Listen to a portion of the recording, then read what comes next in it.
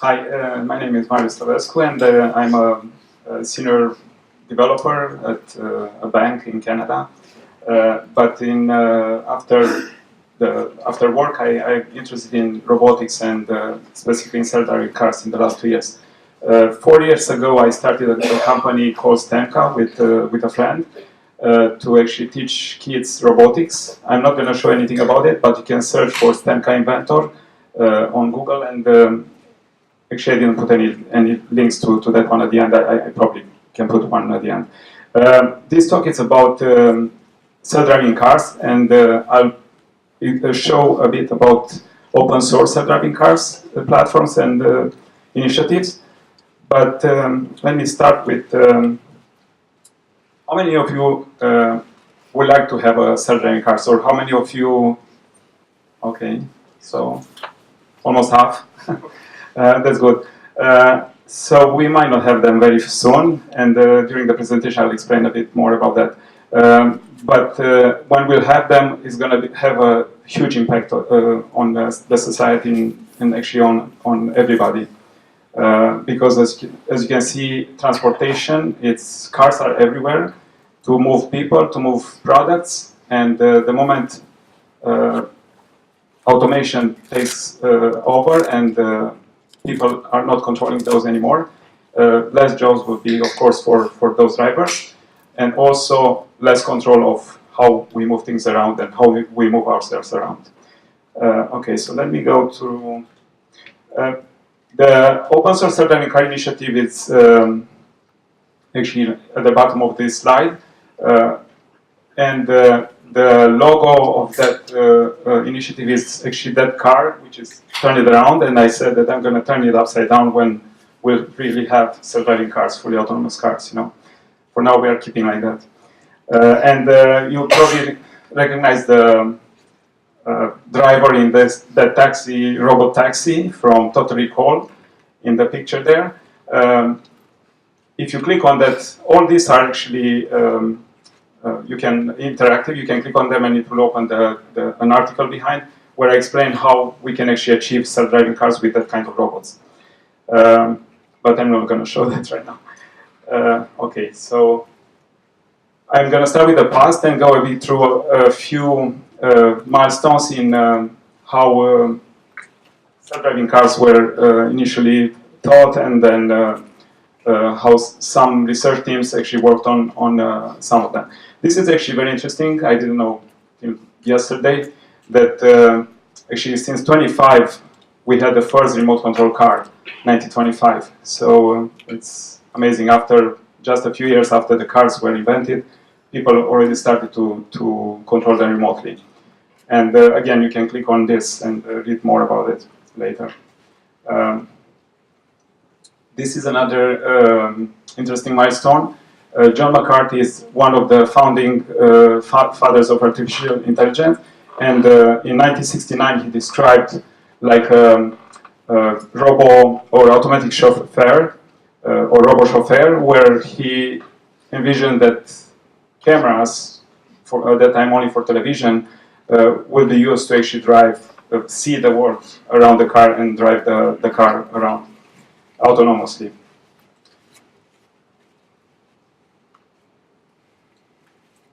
This is the first time when self-driving car was actually driven in the US, and Dean Pormanel actually came up with the idea to use neural nets to drive basically to identify the road and keep the car on the road.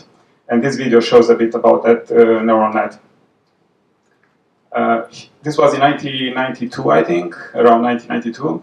And then they improved a bit the network. In the next two slides, I'm going to show you.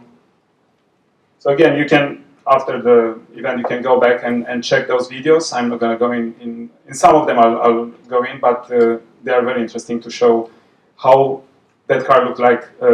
Actually had, I think, a 5 kilowatt computer to run the car, and it was really slow. Actually, it wasn't fast enough to drive it more than a kilometer per hour or something like that. After a few years, they actually got it to 70 miles an hour. This is the network that I was talking about. And in this video you can learn how this network works. And this is very interesting. This guy actually published, published code actually to run the network, actually the implementation of the network. And also you can open it directly in Collaboratory. I'm going to show at the end a demo how you can use Collaboratory to run neural nets for free with GPU acceleration in the cloud. So if you click on that link, it will open that network and you can run through. And the video, the presentation, it's very good. He's very good at showing this kind of networks, how they actually understand the image and pick up the features from the image, basically the shape of the lane markings, you know. This is the next iteration of that algorithm, where initially it was working only on nice roads with nice lighting, and the same guy, Dean Parmelon, came up with the idea in a winter day when he drove through snow that he can probably follow the marking, the tire markings, you know, from the snow, because you cannot see the lane markings anymore. So he improved the algorithm to actually identify those more than the lane markings and still keep the car on the road. And again, another video from the same guy, which explains very well actually how this network works. Just one thing in the previous one. This was an article from 2016 when this was brought up again. Let me see if I can open it. And it's a funny discussion here. I just want to point it out between the author of this research, the Dean, and I was asking him if we can run. I mean, if we should run on the GPU this algorithm. And he says, you can run it on an iWatch, which is 10 times faster than what they had at that time, you know. So it was a bit. I mean, you can run it actually on very small computers. That network is not very CPU intensive or memory intensive. And actually, you can try it here. This is the Ralph one. The previous one, you can try it directly in Collaboratory. So you don't need any. You just need a browser, and that's all. Okay, this is the point where DARPA realized that it would be good to actually attract research teams to build the self-driving cars, and they proposed the $1 million prize in around 2002, I think, and that was called the Grand Challenge. Unfortunately, the challenge was happening on 2004, but none of the teams actually completed the race, so there was no winner. In the following years, in 2005 and 2007, there were new challenges where actually where the teams that participated in those challenges became, if you see the main names in self-driving cars today, were from those teams basically. Google self-driving car team was led by one of the, actually by two of the members of those teams, one that won the competition in 2007. Yeah. This is, so in those challenges, and most self-driving cars actually, all self-driving cars today, they use sensors like LiDARs, cameras, GPS, IMUs, encoders, you know, to localize the car on the road or on the map and drive it around. This was a team from Italy, which in 2012, 2013, they actually drove in a city in Italy. I don't remember the city, but they drove it for a few kilometers autonomously, just with stereo cameras, which was amazing for that time, you know. And this video shows actually how they reconstructed the scene. Let me see if I'm going to my hotspot, so it's going to be a bit tricky. But so you can see this is the reconstructed 3D scene just from stereo cameras. What you see, it's overlaid image on top of the 3D points, the cloud point, which was reconstructed from stereo camera. And this is very important because just with LiDAR, you cannot actually achieve full autonomy. So you need cameras. And one company, probably you know, Tesla, is promoting cameras only, cameras and radar. But this team had a very good results at the time. Unfortunately, not that many teams today are using this approach, but they use mostly LiDAR to reconstruct the scene. But I'm going to talk more about that later. So again, you can, oops, so I lost that. Okay. So I call the present since, let's say, 2015, when I think the new boom in self-driving cars arrived. And also in open source, several initiatives, several projects were started around 2015, 2016.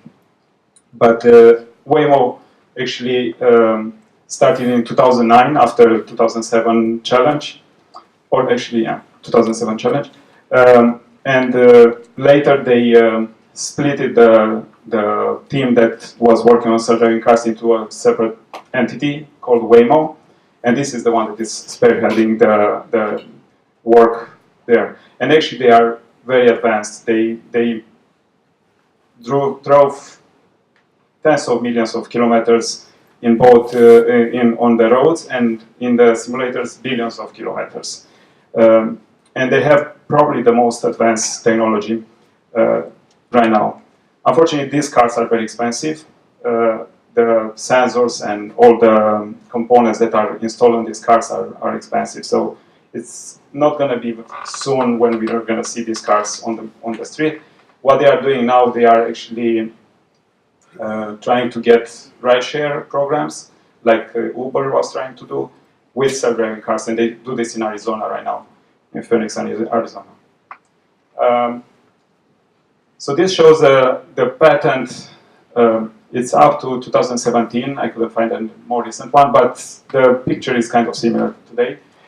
Most car manufacturing are getting into self-driving cars or autonomous cars development.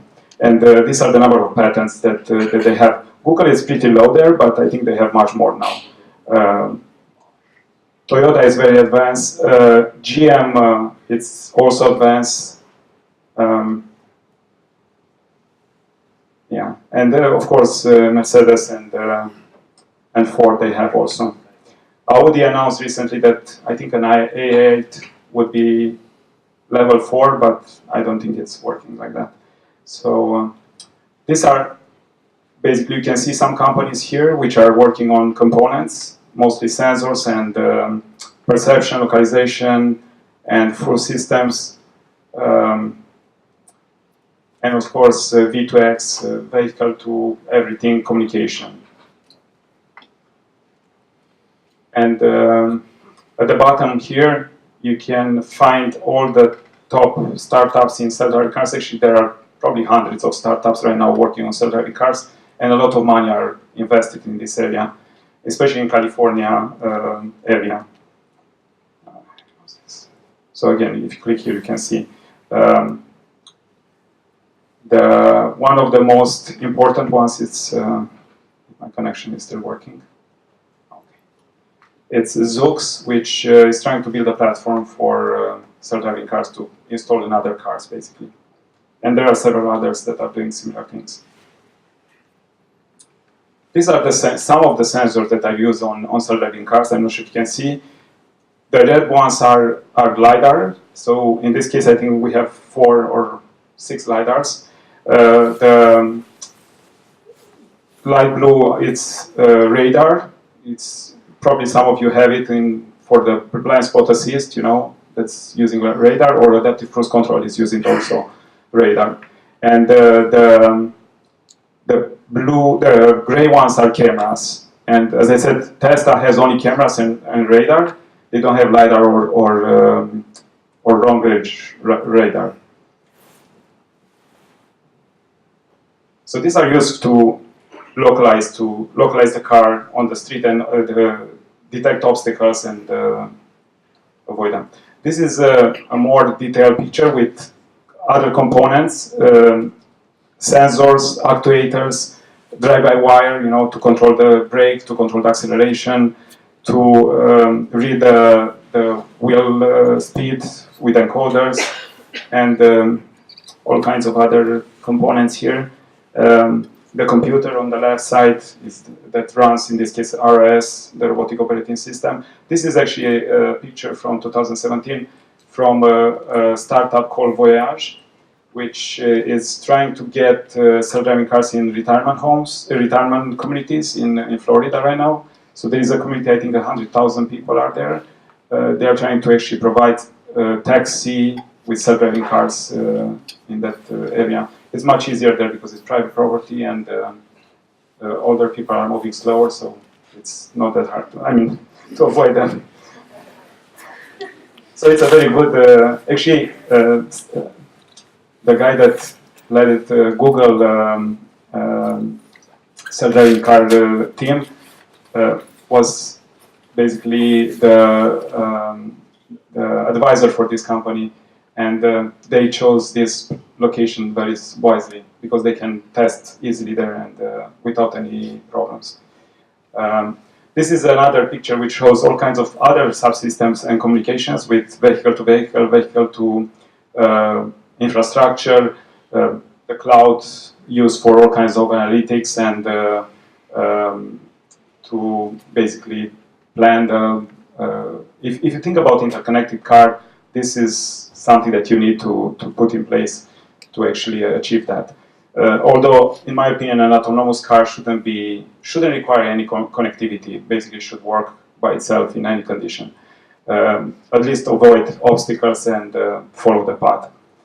But this is another approach that I think in Europe, Nokia is trying to use 5G to actually have remote control cars in real time with video streaming from the car because the speed of the internet is so fast.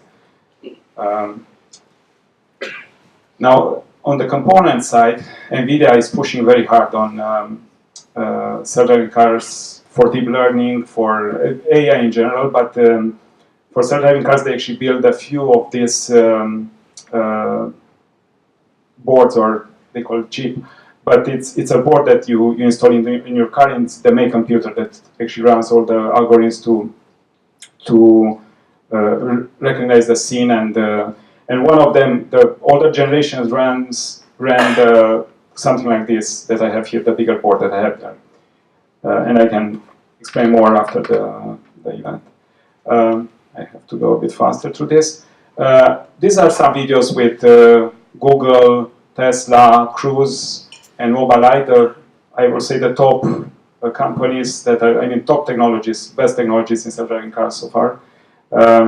And here it's an article explaining why Google would win this race. It's from Monthly Fool, it's a financial advisor website. I think they are kind of right, but it's still not there. We have to wait to see. It could change a lot. These are open source initiatives, and this is the video that I posted actually in 2017, when I was trying to use simulators from or games from PS3, PS4. This is from PS4, the Crew game, and use them as simulators for self-driving cars testing. It's still not there, but the video is really really cool.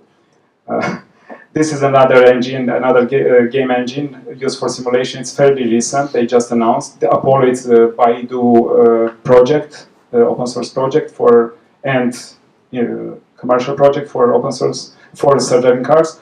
Coma AI, it's a company from California. They built open source, basically on top of a phone, an open source lane keep assist and adaptive cruise control system, which they say it's better than the ones in the cars. But you need to actually connect you need to bypass some of the things in the car, so it's not that safe. This is probably the best, led by a company from Japan, and they lots of research PhD students are contributing to this project. That's the one that has the most components and you can actually drive a car autonomously with some condition. I mean, in a constrained environment, not fully unconstrained, not fully autonomous. Okay. And here are some other things. Udacity had in 2016, and that's how I got into, I think on this one I have.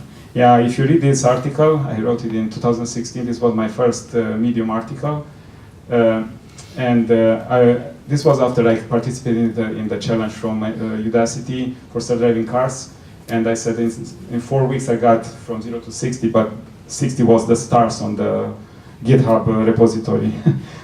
And I still think that what I was saying then, it's still applicable. I mean, AI is still not enough to actually drive the cars, and I'm going to show more later. So since 2012, most of computer vision, especially in object detection, were moved on into machine learning or deep learning. And now most of these startups and companies are using these algorithms to actually recognize objects around the car and avoid them. But that's not enough. You need more than that.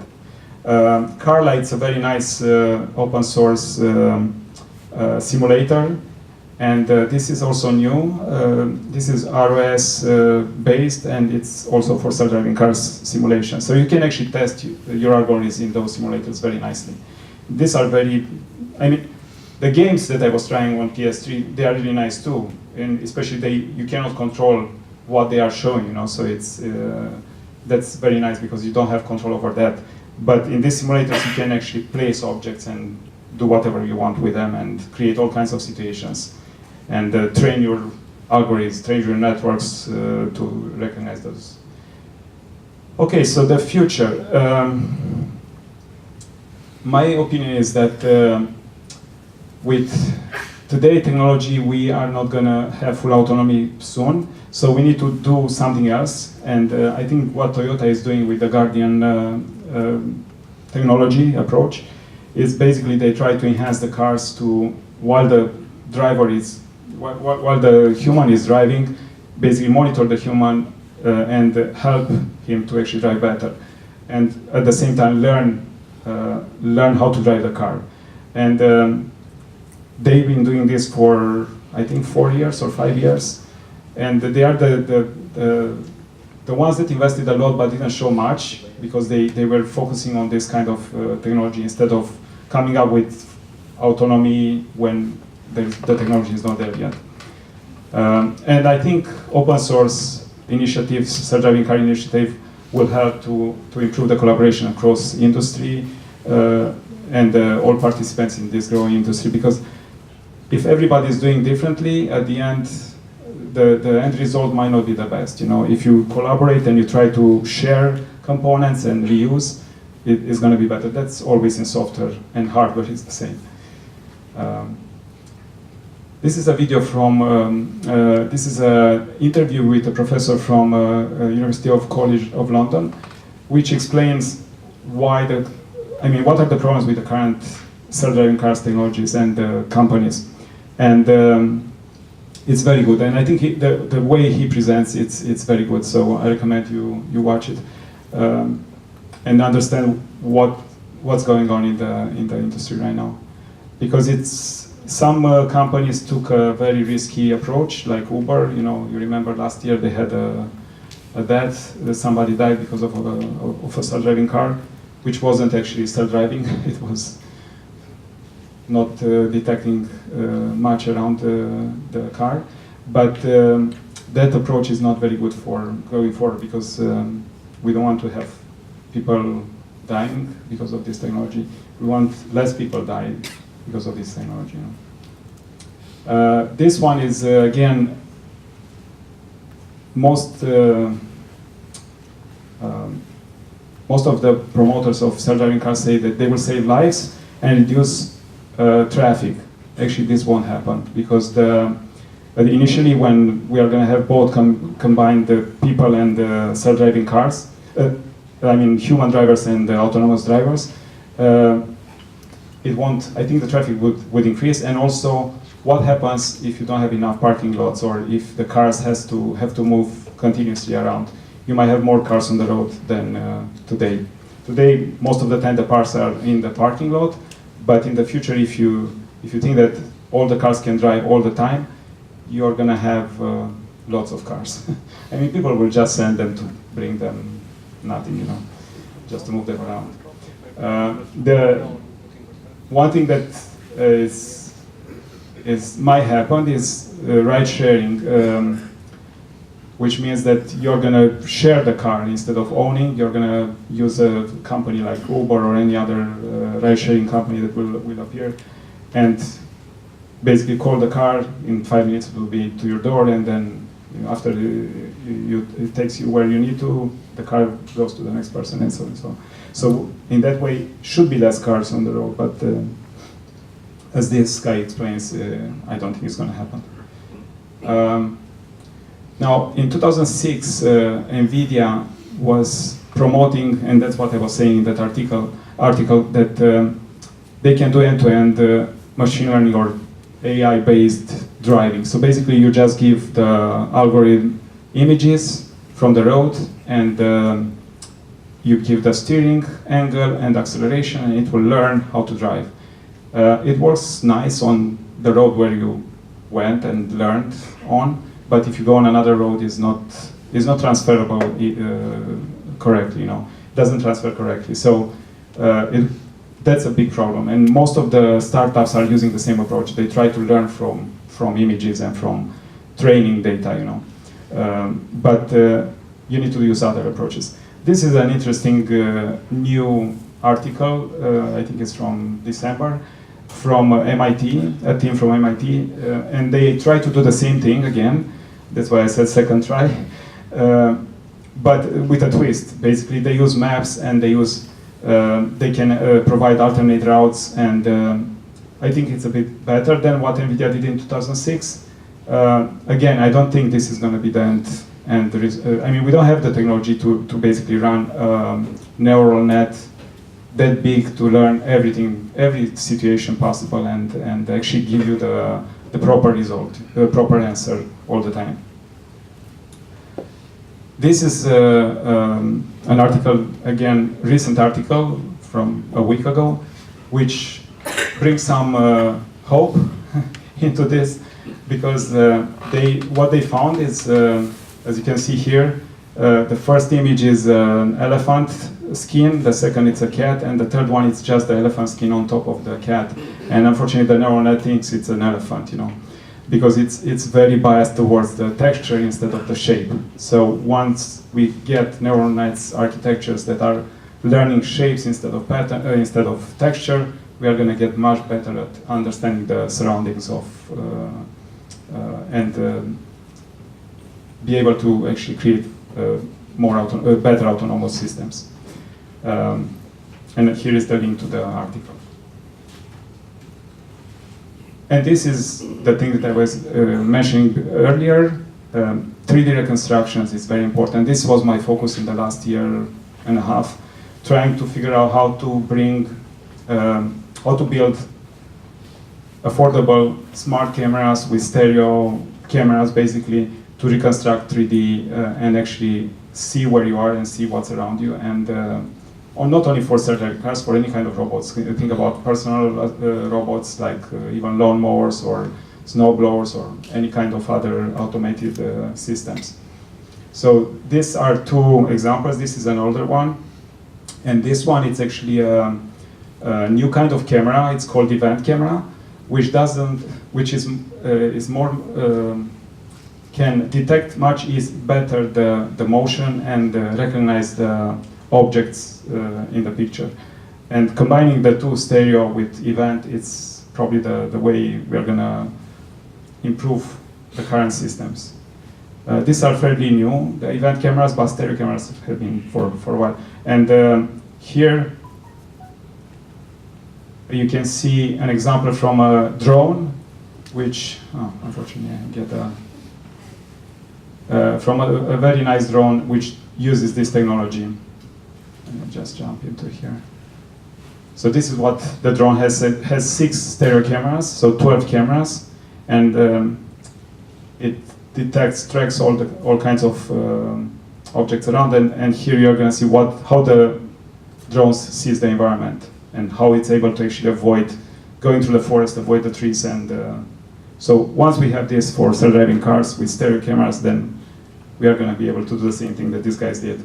And this drone is using actually the same board that I have here, same chip that I have on the shelf here.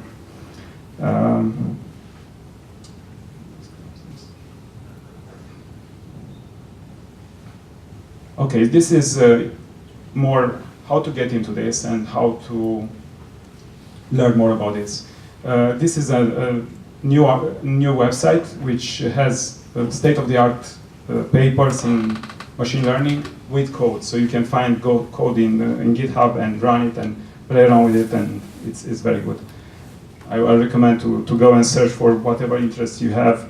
I'm interested in computer vision, but they have all kinds of other subjects in here. The other thing is get involved in all kinds of projects, all kinds of initiatives. Join SDC.org, that's the Slack joining page.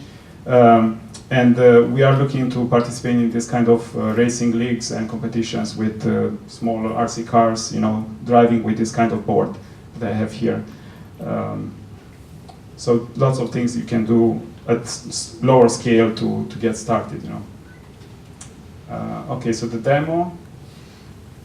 Do I still have a few more minutes? Okay, 3 minutes. Okay, I noticed I went a bit over. So just quickly, let me see if I can show you. Maybe I'll just show you this. Okay, so I was running earlier because I won't have time to. So this is running on this board here, and it's using this camera that is hanging over here. And this board, it's an FPGA-based board, which is very nice and fairly affordable. I received it for a competition. So what happens here, you see, unfortunately, the camera was upside down, but it's a stereo camera, and you can see 2 pictures, side left and right. And then what it does, it's computing the depth map. The more red is closer, the more blue is farther. It's not very clean, but still you can see a bit of the depth from the people here. And the interesting part, I was running this on CPU, I think 3 frames per second. On FPGA, it's about 20, 30, or even 70 frames per second, depends on the resolution of the image. So very good for playing around with stereo vision and deep neural nets, actually. Just a second, I have this one here, one more. This is this is Google Collaboratory, and I was preparing it earlier.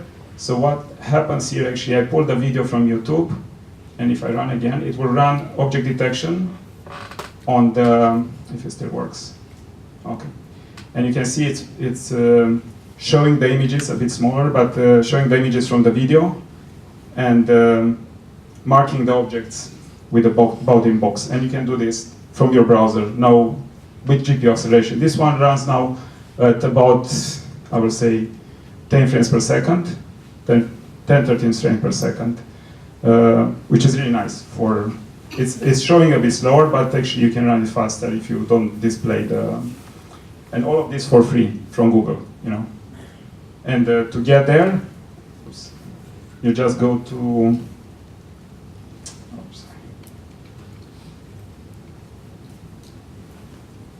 go to this project, and you click on one of these links which says open in Collaboratory. Basically it's this one. And it will open automatically in Collaboratory, and you can run it, log in on your Google account, and then you run it there. Okay? So that's what I was trying to. Any questions?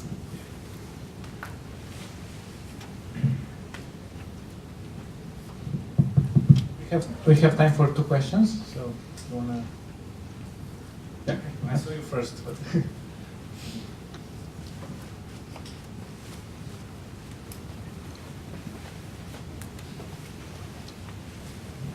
So thank you for the presentation. My question is related to the sensors that you were talking about. And the only question that was in my mind was, what if there's a pothole? And for how far is the sensor able to detect a pothole and stop the car? There's a pothole? Yeah. Yeah, so for that one you need, LiDARs might be able to, because they can detect at centimeter precision. They might not look that low, you know, in the road, they might look a bit up. Cameras might be able, stereo cameras might be able to detect. Now you can detect with single cameras too, because you might see a difference in the road, you know. But LiDAR could go 200 meters away, far, but because it's very low, I don't think it's going to identify it, you know. So it's tricky to identify those. That would cause a little bit of discomfort to the person sitting. Of course, yeah.